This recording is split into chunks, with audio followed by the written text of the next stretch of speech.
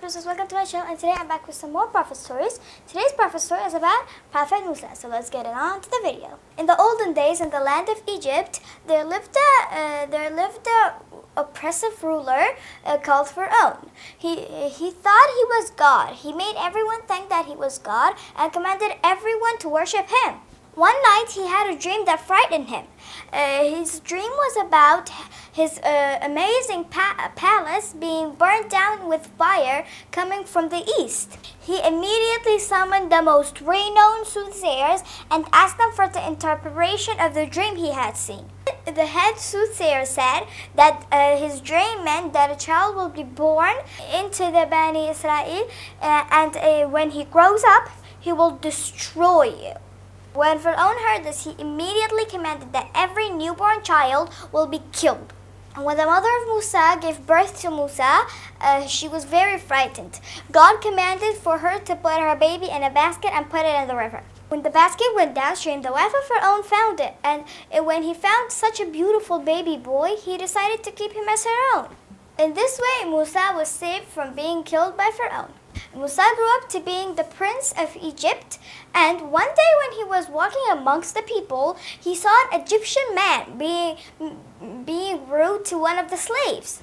That angered him so much that he punched the Egyptian to the floor, and he was found on the floor dead. Musa realized when the news had gotten to Pharaoh that he would be punished for what he has done, so he fled Egypt. After many days walking through the desert, he finally found a water hole.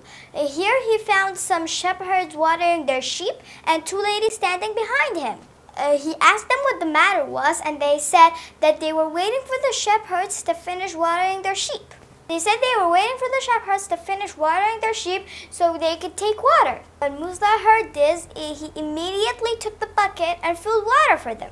When the father of the girls heard this, he summoned Musa and expressed his gratitude. He gave him the hand of one of his daughters in marriage. Musa accepted his hand of marriage and married one of Shuaib's daughters. After a few years, Musa left Madian with his family. On their way leaving, they camped on the mountainside for the night. When Musa was looking for some firewood, he saw a tree burning. He saw a tree burning with fire, and he wanted to go towards it. Maybe he could get some of those firewood. But when he got near it, he saw that the tree was not burning, even though it had fire around it. Suddenly, he heard a voice saying, "Oh Musa, I indeed am the Lord of this world." God commanded Musa to take off his sandals and go back to Egypt and guide Pharaoh to the right path. God showed him some miracles that he could use to convince Pharaoh. One of the miracles was his staff changed into a snake.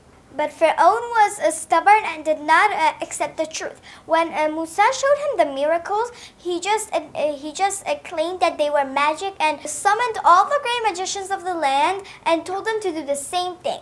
Magic was no match for the miracle of God. When they did the same thing and when they made the false snakes with their magic sticks, they were no match for the miracle of God. When the magicians saw this, they fell into sajda and said, "We believe in the lords of the God, the lords of Harun and Musa." Pharaoh wanted to punish Musa for what he had done and Bani Israel.